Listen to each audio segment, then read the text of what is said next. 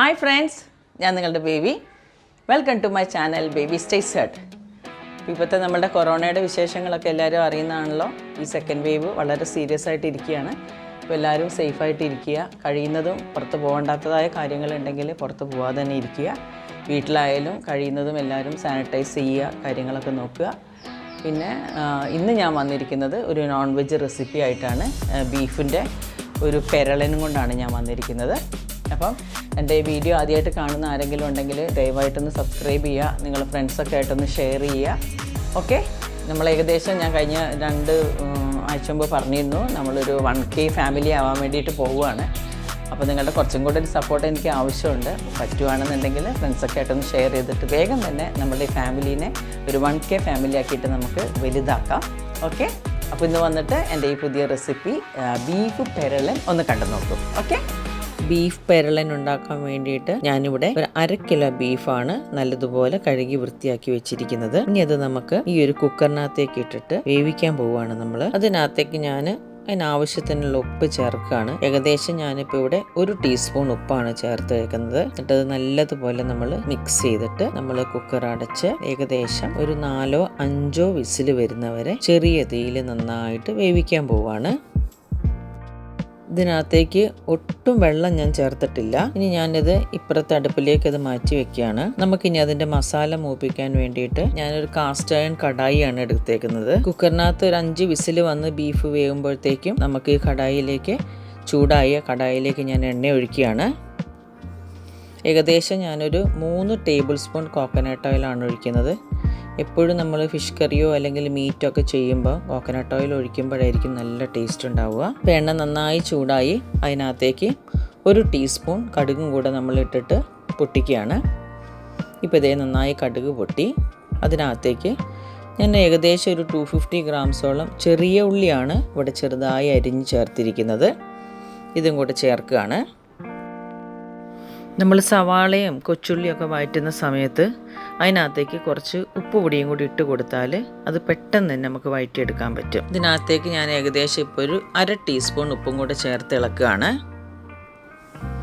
ഇപ്പോൾ 2-3 മിനിറ്റ് ഞാനിത് നന്നായിട്ടൊന്ന് ഇളക്കി കൊടുത്തിട്ടുണ്ട്. ഇനി അതിനകത്തേക്ക് 1 ടേബിൾ സ്പൂൺ ഇഞ്ചി ചതച്ചതും വീണ്ടും അതിനകത്തേക്ക് 1 ടേബിൾ സ്പൂൺ ചതച്ച വെളുത്തുള്ളിയും ചേർത്ത് ഞാൻ നന്നായി ഒന്ന് ഇളക്കുകയാണ്. ആ വെളുത്തുള്ളിയുടെയും ഇഞ്ചിയുടെയും പച്ചപ്പ് പോകുന്നവരെ ഏകദേശം നമ്മൾ 2-3 മിനിറ്റ് ഇതൊന്ന് നന്നായി ഒന്ന് ഇളക്കി വഴറ്റി കൊടുക്കണം. ഇപ്പോൾ കുക്കറിൽ ഒരു 2 വിസിൽ ആ ബീഫ് നമ്മൾ വെച്ചതിന് വന്നിട്ടുണ്ട്. ഇപ്പോൾ ഈ 2-3 മിനിറ്റ് ഞാൻ ഈ കൊച്ചുള്ളി എല്ലാം കൂടെ വഴറ്റിയതിന് ശേഷം അതിൻ്റെ പച്ചപ്പ് മണം പോയിട്ടുണ്ട്. അതിനകത്തേക്ക് ഒരു 2-3 പച്ചമുളക് അരിഞ്ഞതും കൂടി ചേർക്കുകയാണ്. ഇതെല്ലാം കൂടെ ചെറിയൊരു ബ്രൗൺ കളറാവുന്നവരെ നമ്മൾ സോട്ട് ചെയ്യണം. നന്നായിട്ടൊന്ന് വഴറ്റി കൊടുക്കുക. വീണ്ടും ഒരു 3-4 മിനിറ്റ് നമ്മൾ നല്ലതുപോലെ അത് വഴറ്റിയപ്പോൾ അത് നല്ല ഗോൾഡൻ ബ്രൗൺ കളറായിട്ടുണ്ട്. ഇനി അതിനകത്തേക്ക് ആവശ്യമുള്ള മസാലകൾ നമ്മൾ ചേർക്കാൻ പോവാണ്. അപ്പുറത്തെ അടുപ്പിലിരുന്ന് നമ്മൾ കുക്കറിൽ വെച്ചിരിക്കുന്ന ബീഫും വെന്തുകൊണ്ടിരിക്കുന്നുണ്ട്. ഈ വഴറ്റിയ കൊച്ചുള്ളിയിലേക്ക് നമ്മൾ മസാല ചേർക്കാൻ പോവാണ്. 2 ടേബിൾ സ്പൂൺ കശ്മീരി മുളക് പൊടി, അതേപോലെ തന്നെ 2 ടേബിൾ സ്പൂൺ മല്ലിപ്പൊടി.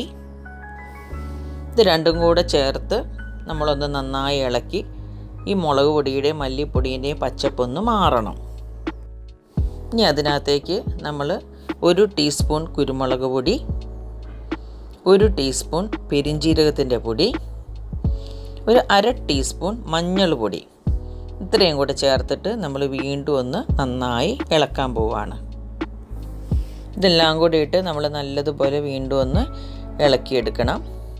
ഇനി അതിനകത്തേക്ക് കുറച്ച് നല്ല ഫ്രഷ് കറിവേപ്പിലയും കൂടി ഇട്ടിട്ട് നന്നായി ഒന്ന് ഇളക്കാൻ പോവുകയാണ്. ഇപ്പം നമ്മൾ ഈ ചേർത്ത എല്ലാ മസാലപ്പൊടിയുടെ എല്ലാം പച്ചമണം എല്ലാം മാറി. ഇപ്പം നമ്മൾ കുക്കറിൽ വെച്ചിരുന്ന ബീഫിന് ഏകദേശം ഒരു 6 വിസിലോളം വന്നു. ഞാനത് തുറക്കാൻ പോവുകയാണ്. അപ്പോൾ കണ്ടില്ലേ, നമ്മൾ ഒട്ടും വെള്ളം ഒഴിക്കാതാണ് അതിനെ വേവിച്ചതെങ്കിലും അതിനകത്തത് ഇപ്പോൾ അത്യാവശ്യം ആ ബീഫിലുള്ള വെള്ളം ഇറങ്ങിയിട്ടുണ്ട്. ആദ്യം നമ്മൾ ഈ കുറച്ച് വെള്ളം ഒഴിച്ചിട്ട് ഈ മസാല ഒന്ന് ഇളക്കുകയാണ്. ഇനി അതിനകത്തോട്ട് നമ്മൾ വേവിച്ച് വെച്ച ഈ ബീഫും കൂടെ ഞാൻ ഇട്ട് നല്ലതുപോലെ ഇളക്കി യോജിപ്പിക്കാൻ പോവുകയാണ് കേട്ടോ. നമ്മൾ വീണ്ടും ഒരു 1-2 മിനിറ്റ് ഇത് നല്ലതുപോലെ ചെറിയ തീയിൽ വഴറ്റുവാണ്. നല്ല അടിപൊളി സ്മെല്ലാണ് കേട്ടോ ഫ്രണ്ട്സ് വരുന്നത്. കാര്യം എന്താണെന്ന് വെച്ച് കഴിഞ്ഞാൽ നമ്മൾ ആ പെരുംജീരകപ്പൊടിയും കുരുമുളക് പൊടിയൊക്കെ ഇട്ടിരുന്നല്ലോ. ഇനി ഒരു 2-3 മിനിറ്റ് ഇതൊന്ന് ചെറിയ തീയിലിരിക്കട്ടെ. അതിന് ശേഷം വീണ്ടും 1-2 ഇൻഗ്രീഡിയൻസും കൂടി ചേർക്കാനുണ്ട്. ഫ്രണ്ട്സ്, ഇതാ ഇവിടെ നമ്മുടെ ബീഫ് പെരളൻ നല്ല റെഡിയായിക്കൊണ്ടിരിക്കുകയാണ്. ഇപ്പോൾ 2-3 മിനിറ്റ് കഴിഞ്ഞു. ഞാനിനി അതിനകത്തേക്ക് ചേർക്കാൻ പോകുന്ന ഇൻഗ്രീഡിയൻസ് എന്തൊക്കെയാണെന്ന് ചോദിച്ചു കഴിഞ്ഞാൽ 1 ടീസ്പൂണിനടുത്ത് ഗരം മസാലപ്പൊടി, അതിട്ട് നന്നായി ഒന്ന് ഇളക്കിയതിന് ശേഷം അതിൻ്റെ കൂട്ടത്തിലേക്ക് ചേർക്കാൻ പോകുന്ന എൻ്റെ സ്പെഷ്യൽ ഇൻഗ്രീഡിയൻറ്റ്. ഇത് ഓപ്ഷനിലാണ്.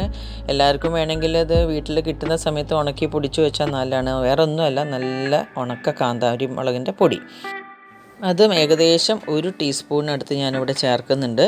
അതും കൂടെ ചേർത്ത് ഇളക്കി കഴിയുമ്പോൾ ശരിക്കും ഇതാ ഇപ്പം തന്നെ നല്ലൊരു സ്മെല്ലാണ് ഈ ബീഫ് പെരളന് വരുന്നത്. ഇപ്പോൾ നമ്മളെ ബീഫ് പെരളൻ ഇവിടെ നല്ല റെഡി ആയിട്ടുണ്ട്.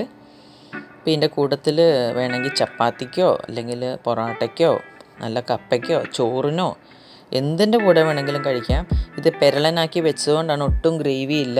നല്ല രീതിയിൽ ആ ബീഫിൻ്റെ വെള്ളം ഉണ്ടായിരുന്ന തന്നെ പറ്റിച്ച് തന്നെയാണ് നമ്മൾ ഇത്രയും ചെയ്തത്. അതുകൊണ്ട് അതിനകത്തോളം നല്ല രുചി ഉണ്ടാവും. എല്ലാവരും ഇതൊന്ന് ഉണ്ടാക്കി നോക്കുക. പല രീതിയിൽ നമ്മൾ ബീഫ് വെക്കാറുണ്ട്.